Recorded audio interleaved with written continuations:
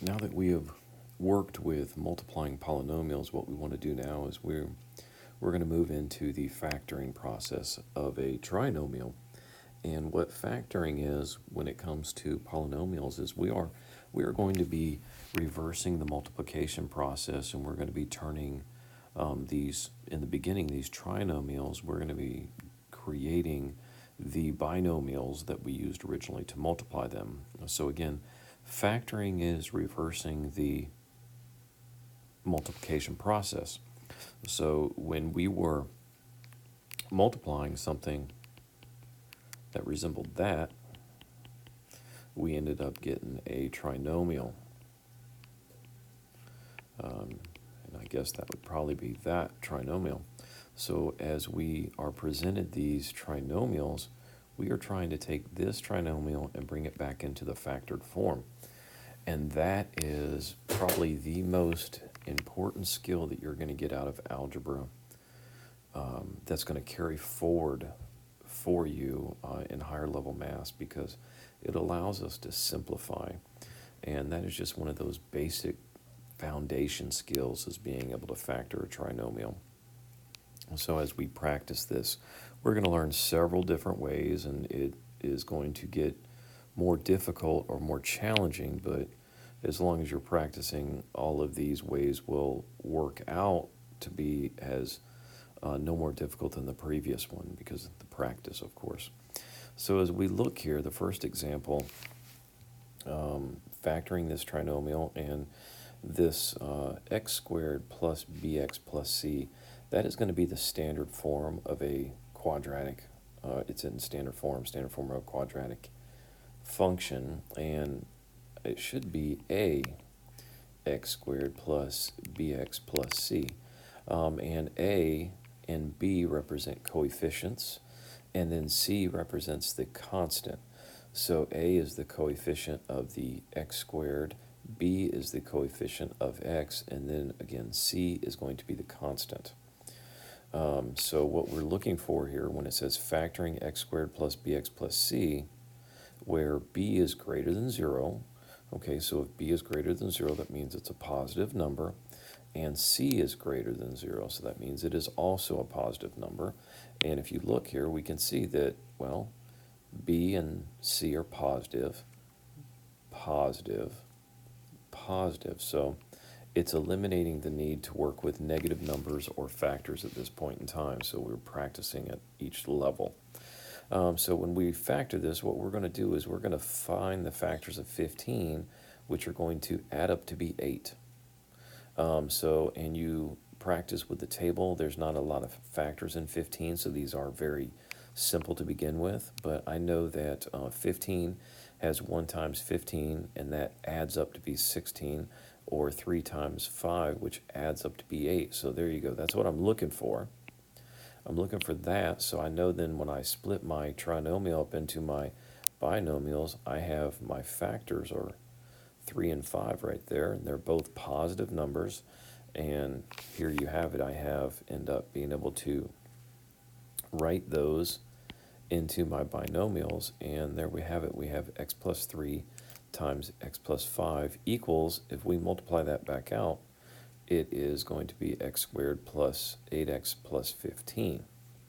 And if you wanted to check that real quick using your FOIL method, you would have x squared, because you have x times x. Then you have x times 5, which is 5x. You have 3 times x, 3x, and then 3 times 5, which is 15. And there you have x squared plus 8x plus 15. So we were able to check that, bring that back there and prove it.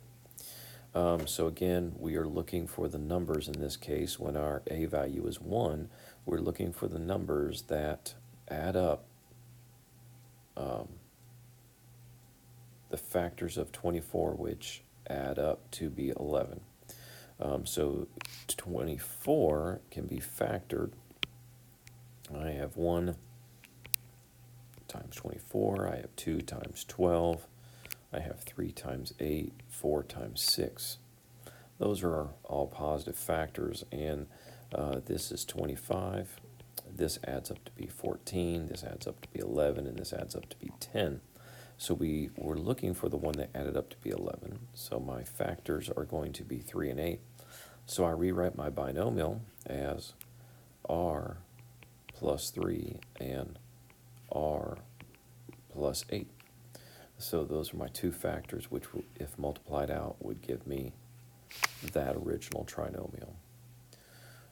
Okay, so here again, we are looking for factors of c, which add up to be b. So factors of c, which is 12, and add up to be b. So factors of 12, which sum to 7, we have 1 and 12, 2 and 6, 3 and 7. Wrong. 3 and 4, and that equals 7. So my factors are going to be 3 and 4. So I have x plus 3 and x plus 4. And why, again, we were working with all positive numbers here, and I know that a positive 3 times a positive 4 equals 12. So again, these first factors are going to be very straightforward and very simple. But now as we go into this next example, it reads factoring x squared plus bx plus c, where b is less than 0. So that means b is negative, but c still remains greater than 0. So b is negative, and then c is going to be positive. Well, in looking at our example, if b is negative but c is positive, that means both of my factors have to be negative, because up here we had a positive times a positive adds to be a positive and multiplies to be a positive, but a negative times a negative adds to be a negative number but multiplies to be a positive number. So that's what we are having to think about and make sure we're working into it. So again, looking at my first example, x squared minus 11x plus 24, I have b as a negative number and c is a positive number. So therefore, I'm looking for those factors of 24 which sum to b, which is negative 11. And I have negative 1 times negative 24. That would give me negative 25. Negative 2 times negative 12 is, oops, that's wrong. That should be 14, right? That should be 14, negative 14. And then negative 3 times negative 20, negative 3 times negative 8, which is negative 11, adds up to be negative 11, but also multiplies to be 24. So it looks like there were the values that worked for me. So again, I have negative 8 and negative 3, so I just have x minus 8 times x minus 3, and that gives me, if I multiply that out, that will be the original trinomial, but I have it now in, this is factored form. Okay, that's factored form. This is standard form. Oops, ARD, standard form. So that's what we're doing, is we're learning to break down our standard form into its prime factors. Okay, so moving forward, this next one we are looking for, A is 1, and that'll be a player later on, in future lessons. B is negative 6, and C is going to be 8. So we are looking for values of factors of C which add to B. So we need factors of 8 which sum to negative 6. So I have negative 1 and negative 8, which is negative 9. That's not it. I have negative 2 and negative 4, which is negative 6. That's it. I'm not sure what else, if I had other factors in there or not. So I found my two factors. I'm going to have negative 2 and negative 4. So I would simply have y minus 2 times y minus 4. There you go. Moving forward, I'm going to present this one a little bit differently, and they will sometimes teach where we have a sum and a product, which is important later on, but the sum, I'm looking for the sum to be the factors of 15, which sum to, which sum to -2. So the factors of 15, which sum to -2, would be -5 and I don't know if there are any. I don't think there are any. So I don't think we cannot find, look at my factors of 15. I got 15, I got 1, 15, negative, right? -1, -15, that's going to give me -16. I have -3 and -5, that's going to give me -8. Those are my only factors of 15 that would give me a negative value, and since there aren't any, this is actually factored. There's nothing more we can do with that, so that's my answer. I can't factor that anymore. Oh my goodness, I hate when they throw something tricky in there like that, but if I'm following the process, right, it should all work out. Okay, so moving on with the different ways that we can factor or different things that we are encountering, it's telling me I'm going to factor in this next group where C is less than 0. So C is going to be a negative number. As you can see here, A is 1, B is 9, and C is -36. Okay, so if -36, we know that if C is less than 0, so that means it's negative. One of the factors is going to be B, and one of them is going to be positive and one is going to be negative. In order to get a negative number here, you have to multiply a positive and a negative number to get a negative number, and then they're going to combine here depending to be either a positive or negative number. So as we look at this, I take -36 and I look at my factors. I have -1 and a positive 36. I have -2 and a positive 18, -3 and 12, and then -4 and 9. Adding all of these things together, the one that sums to 9 is going to be -3 and -12, or positive 12. Now, some of you may ask, well, how did you know to start -1, -2, and not do the -36? Well, if I were to have done it and kept going, I would have -9 times a positive 4, which is going to sum to a -5. I would have -12 times a positive 3, which would have summed to a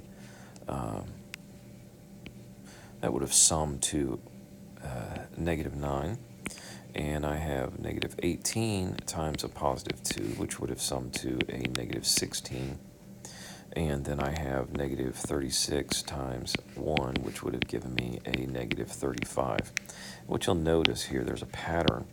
It looks like when I continue on and I had to reverse the negatives here, right, I started seeing an opposite sign. So if I multiplied -4 and a positive 9, or a positive 9 and a -4, when I summed them, I either got a positive or a -5.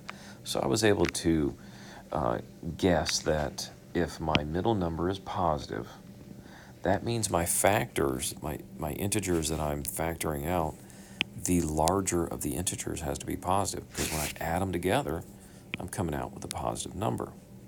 That's why I was able to take the bigger number and make it positive. Because as you see down here, when the bigger number is negative, I was getting the wrong signs. So again, it takes a little bit of practice, and you'll start to see all these patterns forming. And of course, I came up with -3 12, so I have n minus 3 times n plus 12. And I just wrote them into the binomial factors. Let's see here, -21. -21. The factors that are going to give me a negative number, that means my larger number has to be the negative number. So I have 1 times -21, which is going to give me a -20. I have 2 times nothing, right? 3 times negative 7, which is going to give me a negative 4. And sure enough, there's the factors I'm looking for. So I know then that I have C, right, my binomials, and then one is going to be a positive 3, and one is going to be a negative 7. I just brought them down into my factored form. All right, so, and continuing on here, we have a negative 15, and we're going to factor that where my factors sum to a positive number, which means that the larger number is going to be the positive number. So I would have negative 1 and 15, which is going to give me a 14. I have negative 3 and 5, which is going to give me a 2. So there you have it, the factors I'm looking for, negative 3 and 5. So I have x minus 3 times x plus 5. Those are my factors of that trinomial. I know this is taking a long time. It's really pretty quick, but this is one of the basics that I want to make sure that everybody understands. Our lesson today, but I assure you, being able to factor is one of the most important skills you're going to get out of algebra. It will carry you forward through all your future math classes until you stop taking math. Being able to factor makes your life easier, makes you able to graph equations or functions, finding your roots, your zeros. It allows you to simplify your problems, cancel out things that are more difficult. So again, some skills here that you're going to be using for the remainder of your days in math. Okay, so applying this now, of course, algebra, word problem, not that difficult here. But I know that these binomials that I set up are products because we're multiplying them together. So when I talk here of applying factoring, the area of a rectangle is given by a trinomial right here. And it says, what is the possible dimensions of that rectangle? Well, I need to factor it, right? It's a quadratic equation because I have x to the power of 2 and x to the power 1, so I just need to factor it and see what's going on. I know that the area is multiplying, right? And I put it here, area is length times width. Therefore, we need two values to multiply together, length and width, and then we should be able to factor this x squared plus 2x, x squared minus 2x minus 35 into those two binomial factors. And that's what we've done here. We've factored out negative 35, factors of negative 35, which sum to negative 2, right? Negative factors of negative 35, which sum to negative 2. And those factors turned out to be 5 and negative 7. 5 times negative 7 is negative 35. 5 plus negative 7 is negative 2. So there you go. I was able to rewrite those as x plus 5 and x minus 7. That gives me my two binomials, and then right here, the area equals x plus 5 times x minus 7. And then, just looking at some of these, look at this next one. It says a rectangle's area, and we know that a rectangle's area is going to be its length times its width. And they've given me a binomial, and I need to factor it. What are the possible dimensions? Well, what are my dimensions? My length and width, what are they? Well, I should be able to say that negative 72, factors of negative 72 that are going to add up to be negative 1. Let's see here, I got a 1 and a negative 72. Well, that's negative 71. I got a 2 and a negative 36. That's definitely not going to get me there either because that's negative 34. Remember, I'm looking for that negative 1. Let's see what else. I could go down here and I could say 3 and 24. I could say 4 possibly and a number, I think. Maybe 23. 4 and negative 23. No. Maybe not. Maybe there isn't one for 4. But there is one going to be for 8. 8 and negative 9. That sums to be negative 1. And the multiplied together gives me a negative 72. So therefore, my area is going to equal x plus 8 times x minus 9. And there you have it. One of those is my length, one of those is my width. And let's see here, last but not least, let's move into a factored form, and it just happens to have two variables. Well, I'm sure that that's not going to be too difficult. If we look, I have, with practice it won't be difficult, m squared and n squared. So I know that m squared is going to end up on this end of my binomial, right? Because it's going to be binomial times binomial. Well, that tells me here that if I have n squared, that n is going to be over here on the other end of that binomial for when I multiply my factors together, or multiply my binomials together. So when I go to factor this, again, I have the coefficient a is 1, so I should be able to take the factors of negative 27 that add up to be 6. Let's see here, negative 27, I have a negative 1 and a positive 27. That's not it. I have a negative 3 and a positive 9. That's a 6. That's a player. Look at that. That 6 is what I'm looking for. So it turns out that my factors are going to be negative 3 and a positive 9. All right, so I have, those are going to be the coefficients. So I have a negative 3n, so m times negative 3n, m minus 3n times n plus 9n. Those are my factors. And we could go back and check it if we needed to. Let's see, do we need to? M times m is m squared. Then I'm going to go m times n, mn, so I have 9mn. I'm going to take this inside, and I'm going to have minus 3mn. And then last, I'm going to take and multiply those two together, and I have a minus, or a negative 27n times n, or n squared. These two things get combined together. I have m squared plus 6mn minus 27n squared. And that is that one right there. So it looks like that's my, that proves to be the factor form of that standard binomial, or standard trinomial. And there you have it.